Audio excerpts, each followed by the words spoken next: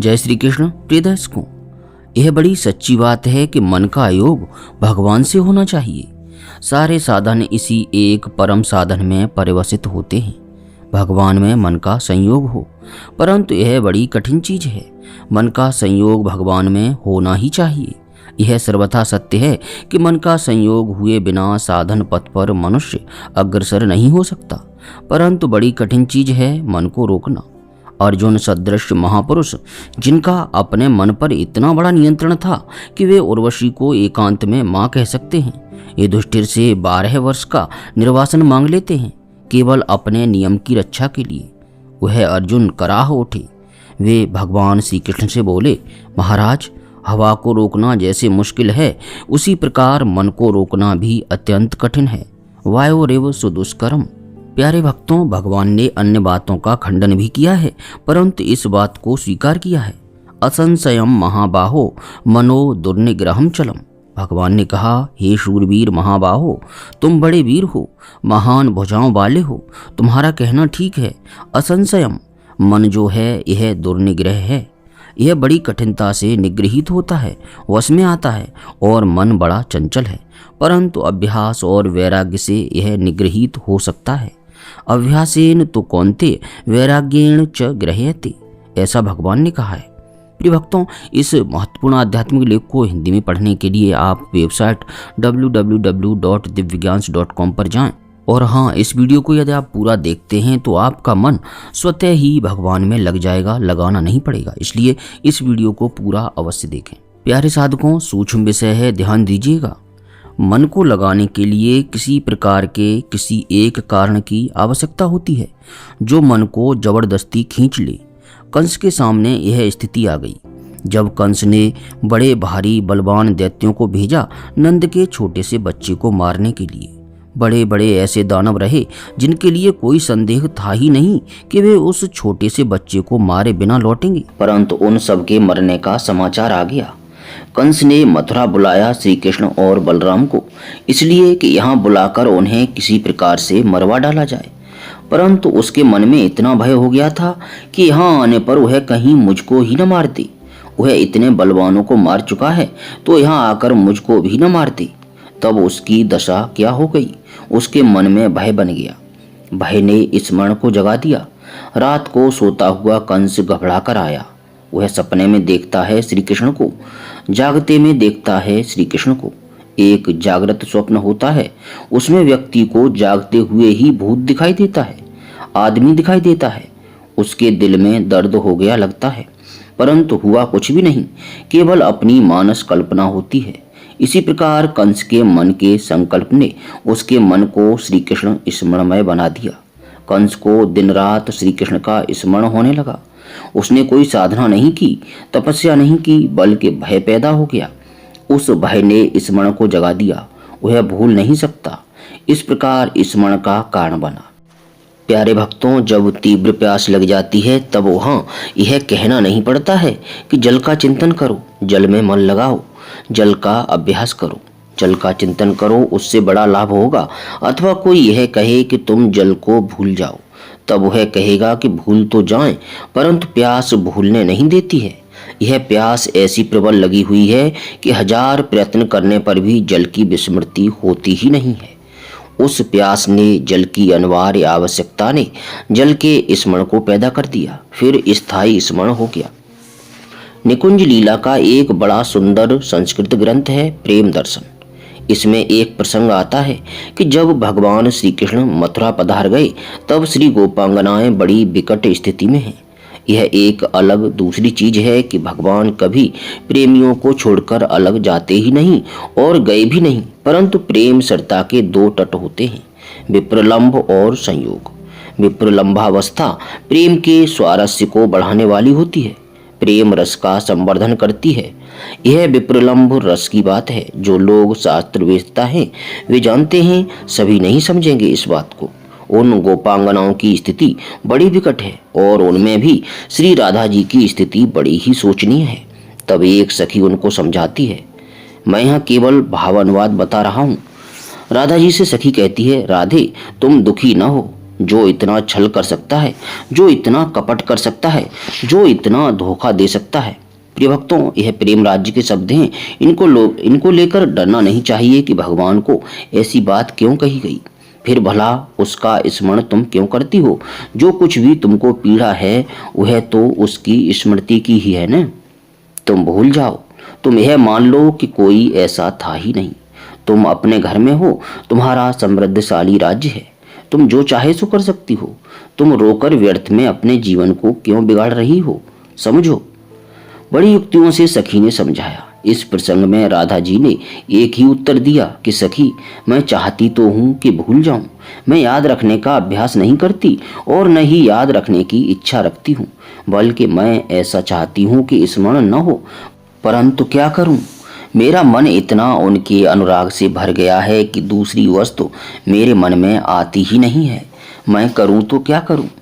किसी भी दूसरी वस्तु को मन में लाने के लिए प्रयत्न करने पर भी दूसरी वस्तु विलुप्त हो जाती है मेरे सामने से, मेरे मन की वृत्ति से। मेरे मन के सामने दूसरी वस्तु का अस्तित्व ही नहीं रहता। दूसरी वस्तु की सत्ता मिट जाती है मेरे मन के सामने आते ही। मैं क्या जानबूझकर याद रखती हूँ? मैं स्त्री हूँ। स्मरण के लिए यह जरूरी है कि हमारे अंदर भय, आवश्यकता और प्रीति, इन तीनों में से कोई एक जाग जाए। भय तामस है, आवश्यकता राजस है और प्रीति सात्विक है। प्रीति साधन काल में सात्विक है, नहीं तो यह विनाशिनी है। प्रेम बिना शर्त होता है, प्रीति में विनिमय नहीं होता है। अतएव मन लगाने के लिए आवश्यकता है किसी आधार की। बिना आधार के मन नहीं लगता है। वह आधार तो हम लोगों के लिए यह है कि जिससे मिलेंगे वह बंधन में है। बंधन का दुख मुक्ति के सुख को सामने लाता है और मुक्ति का सुख भगवान में मन लगाने से, भगवान के स्मरण से होगा। इसलिए स्मरण करते हैं। यह भी एक कारण है।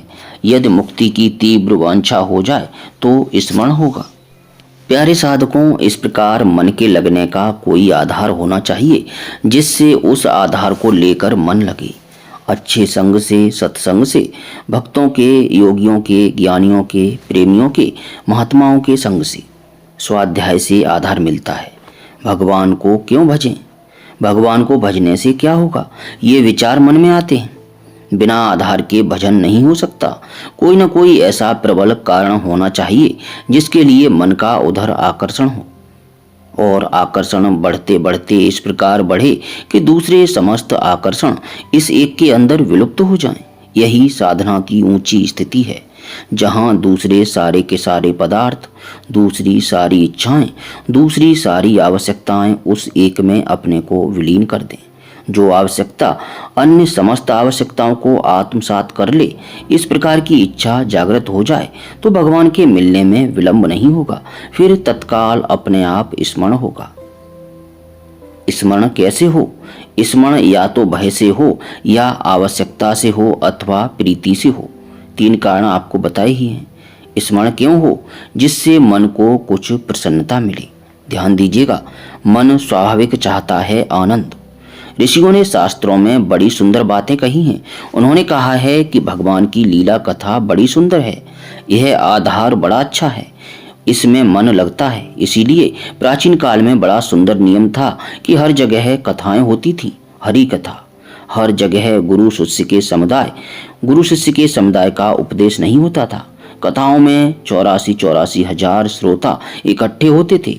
हरि कथा श्रवण के सभी अधिकारी हैं, परंतु जहाँ किसी साधन का, मार्ग का उपदेश है, निर्देश है, वहाँ अधिकारी की बात है। शिष्य के सामने अधिकारी गुरु होता था। इंद्र को 101 वर्ष तक ब्रह्मचर्य का पालन करना पड़ा, तब ब्रह्मा जी ने ज्ञान उपदेश दिया था। एक बार देवराज इंद्र ब्रह्मा जी के पास गए और बोले, महाराज, बोध चाहिए, ज्ञान चाहिए। ब्रह्मा जी ने कहा, तुम पात्र हो। इंद्र ने कहा, गुरुदेव आप परीक्षा कर लें। तब ब्रह्मा जी ने कहा, अच्छा, तुम 32 वर्ष तक ब्रह्मचर्य का पालन करने के बाद तब आओ। यह कथा उपनिषद की है। जो स्वर्ग के भोगों में रचे पचे थे, वे जब तीव्र इच्छा जागृत करने के बाद फिर ब्रह्मा जी के पास आए।